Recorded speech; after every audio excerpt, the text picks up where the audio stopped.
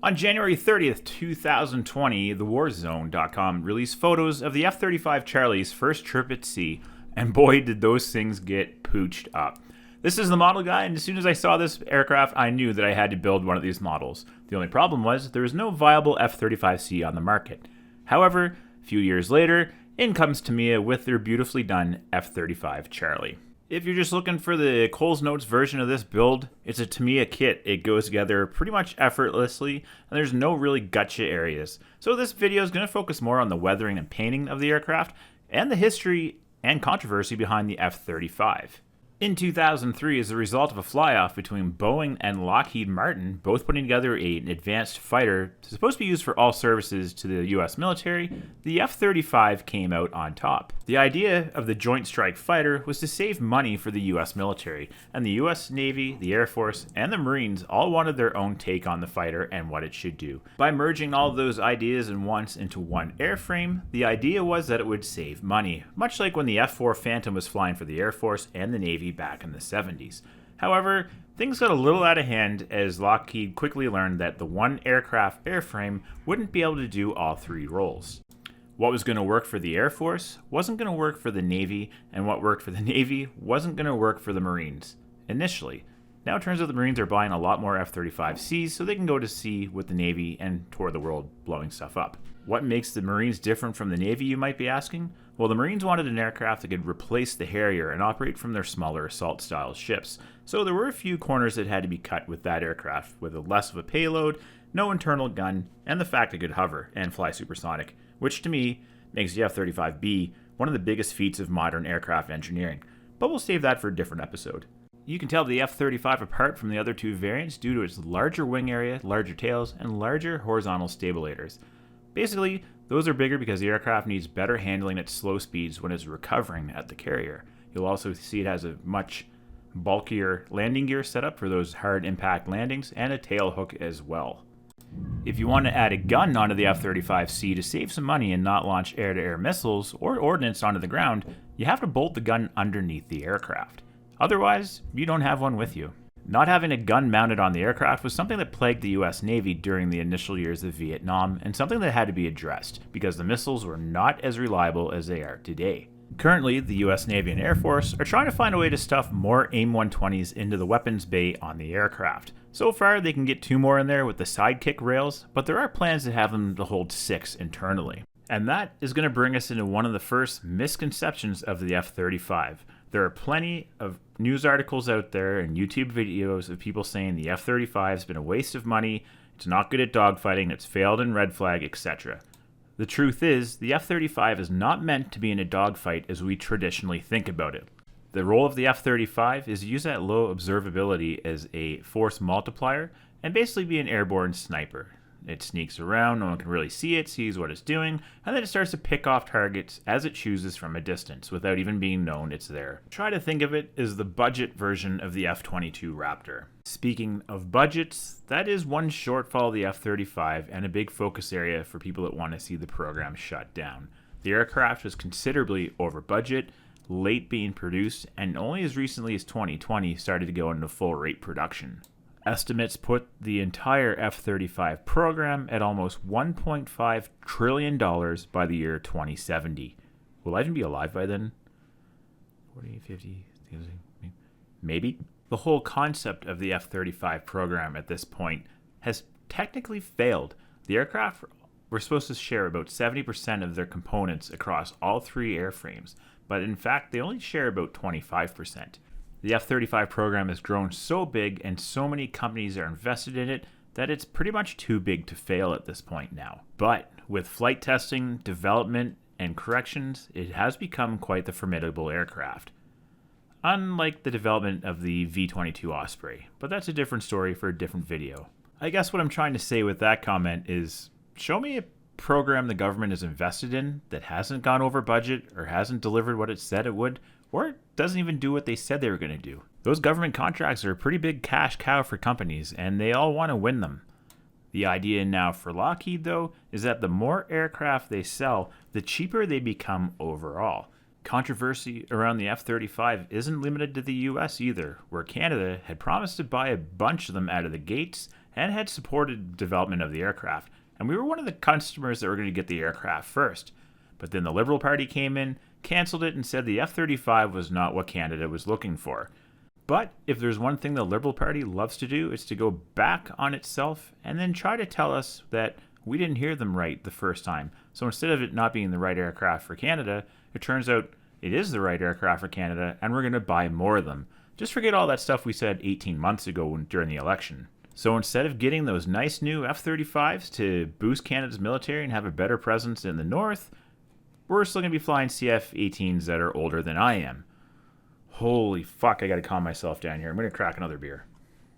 Alright, changing to a happy subject for a second.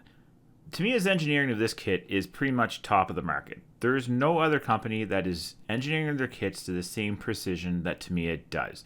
Kotari is very, very close, if not like a few points under by Olympic judging. But Tamiya, when you're building this kit, there's several times things just snap into place, and it is mind-blowing. When I was test fitting the top half of the fuselage to the bottom half, there was an audible click and everything literally fell into place. Like, we talk about shake and bake kits.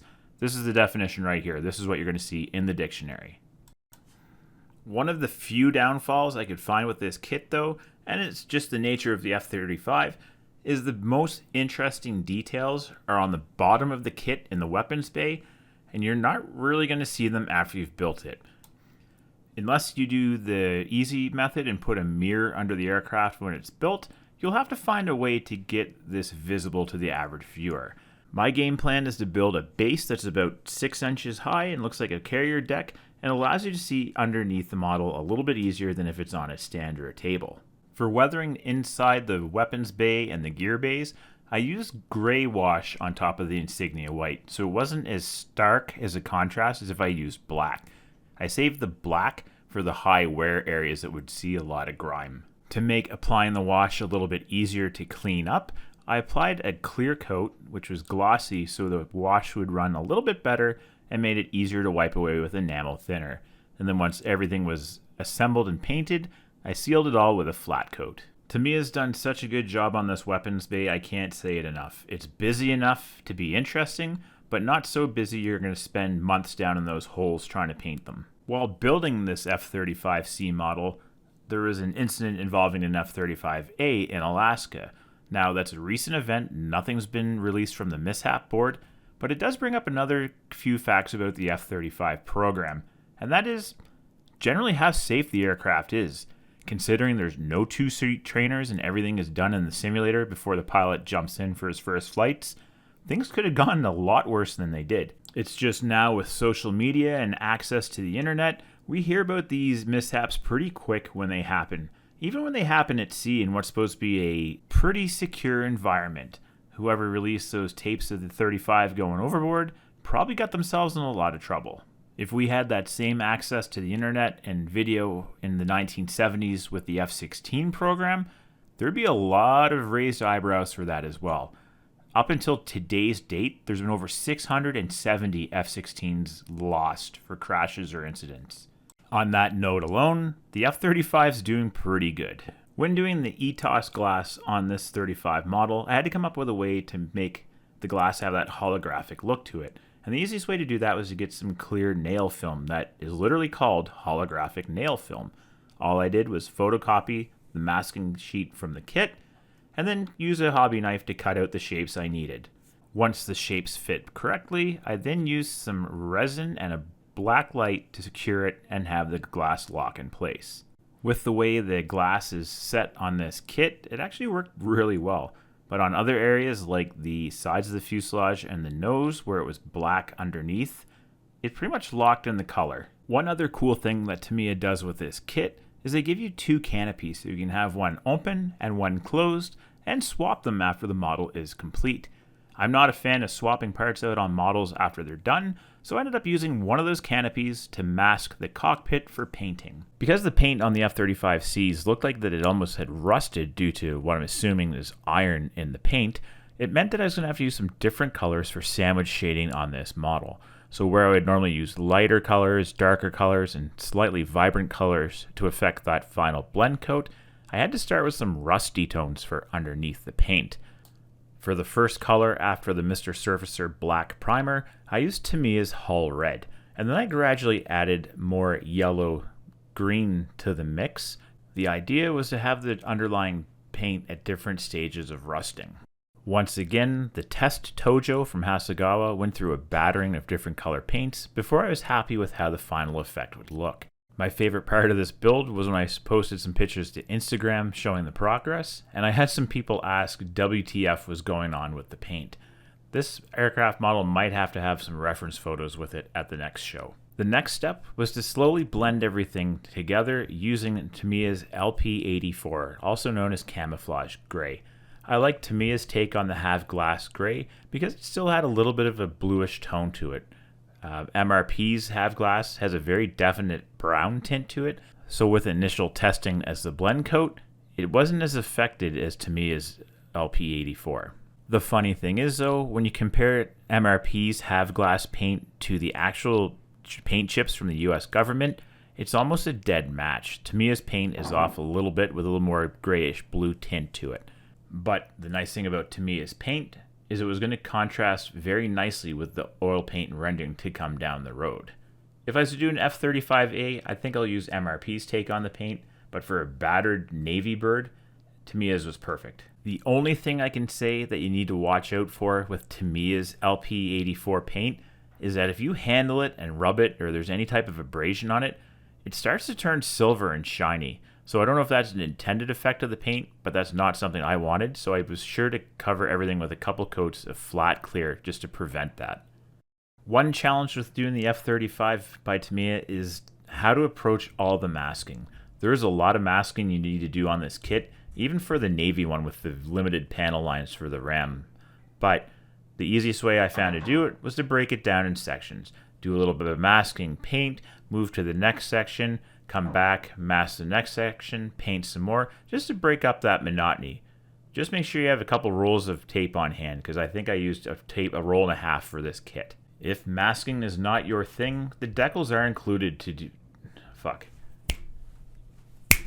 If masking is not your thing, the decals are included to do the ram lines and all the lighter grays. One thing I had to improve the look on with this kit is the tail hook. I could have left it in the stowed position, but tail hooks on Navy aircraft are sometimes the cherry on the cake, so I decided to take a few minutes to add some styrene and use some brass rod to make a hydraulic ram so I could have the hook in the deployed position, just to make it look a little more interesting so it didn't look like an F-35A from across the room. Now we come to what I think is the only downfall or shortcoming of the Tamiya kit, and that was using decals for the APU exhaust and the vents up on the right shoulder of the aircraft. I feel like Tamiya could have provided a metal PE piece here, and it would have looked a lot nicer.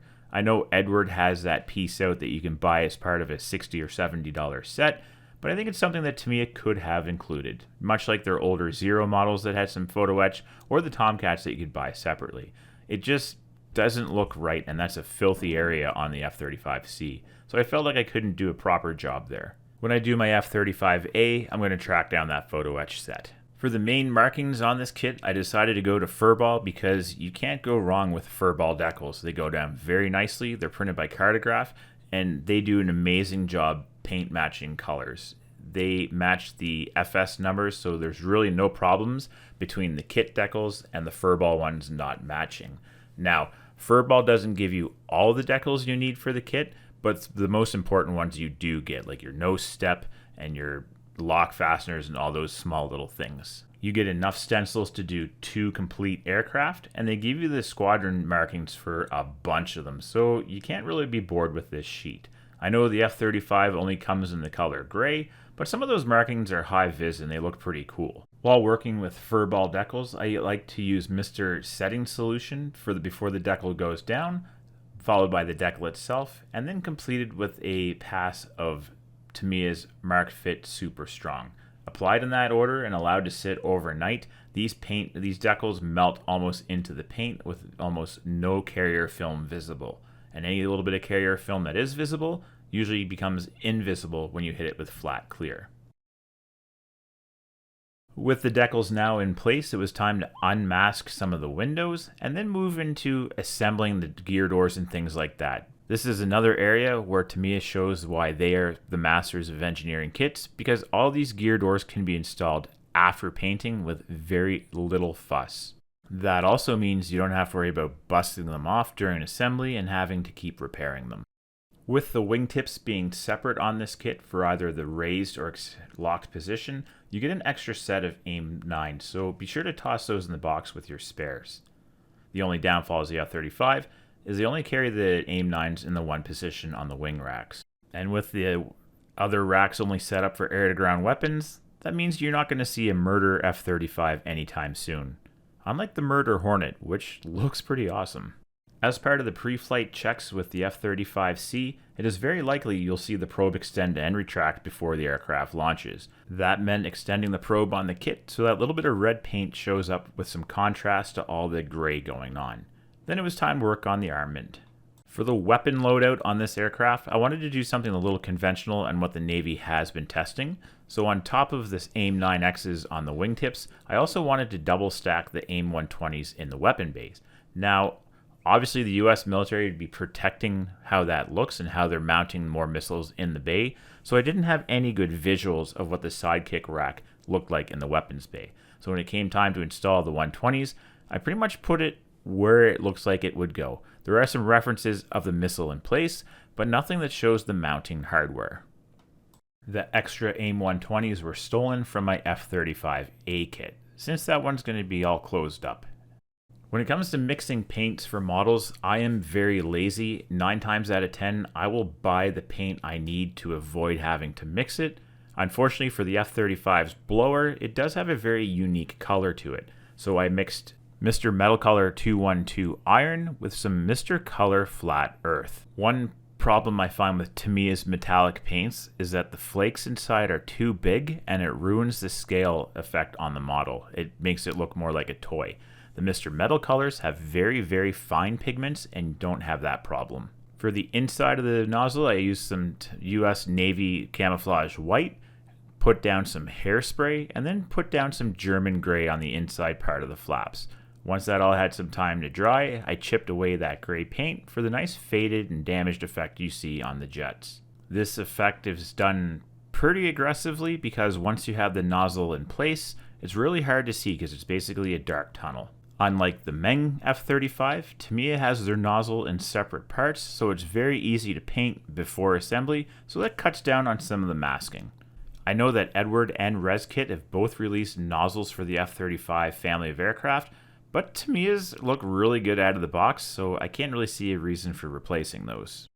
Tamiya obviously put a lot of effort in here because when you put everything together, there's no visible seam lines. Like, this is a masterclass in engineering right here. And now to move on to the part of this kit that was the inspiration for the build, and that was doing the rust tones.